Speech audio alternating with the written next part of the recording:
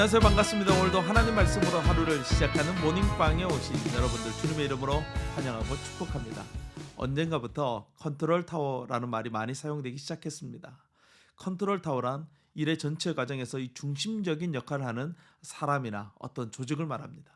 어떤 사건이나 사고가 나면 항상 이 컨트롤 타워가 제대로 작동했는지에 대한 점검이 있는 것을 볼 수 있죠. 컨트롤 타워의 역할은 이 조직을 운영하는 데 있어서 매우 중요한 역할을 한다는 것이죠. 오늘 우리가 함께 묵상할 하나님의 말씀은 민수기 12장 1절에서 16절 말씀입니다. 하나님은 광야를 지나 약속의 땅으로 가는 이스라엘 사람들을 위한 컨트롤 타워를 세우셨습니다. 총지휘관은 모세가 담당했고 또 제사와 예배에 대해서는 아론에게 맡겼고 또 선지자의 역할은 미리암에게 맡겼고 또 70명의 장로들을 세워서 이를 분담하도록 했습니다. 그런데 모세의 누나이며 또 선지자였던 미리암이 이 모세가 총지휘관이 된 것에 대해서 불평과 불만을 가지게 됩니다. 미리암 자신의 동생이며 모세의 형인 이 아론과 합세해서 모세의 권위에 도전합니다.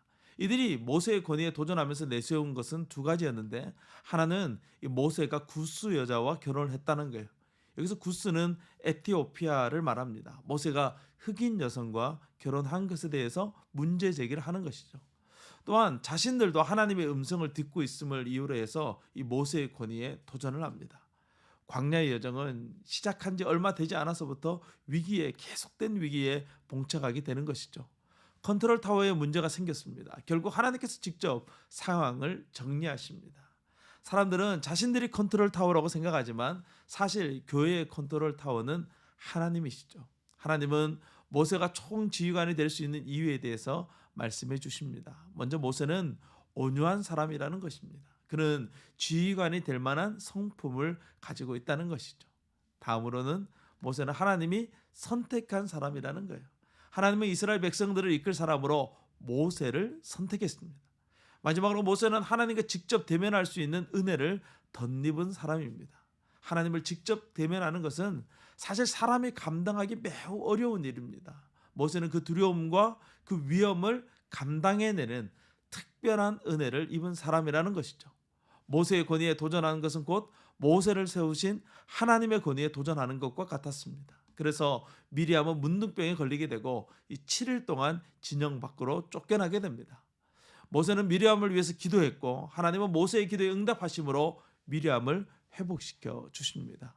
혼란스러웠던 이 컨트롤 타워는 하나님의 개입으로 깔끔하게 정리되게 되고 이 모세를 중심으로 한 행진이 다시 시작되게 됩니다. 좋은 교회는 이 리더십이 안정되어져 있어야 되는 것이죠. 목회자를 중심으로 직분자들이 성도들에게 존중을 받고 또 리더십들은 온유함으로 자신에게 주어진 직분을 잘 감당하며 또 잘 연합할 때 안정되고 아름다운 교회를 세워갈 수 있게 되는 것입니다. 오늘 우리가 섬기는 교회가 이러한 주님이 기뻐하는 교회가 될 수 있도록 늘 기도하고 또 온유함으로 서로를 겸손하게 대할 수 있는 우리 모두가 될 수 있기를 간절히 소망합니다. 모두 주님과 함께 승리하세요. 샬롬.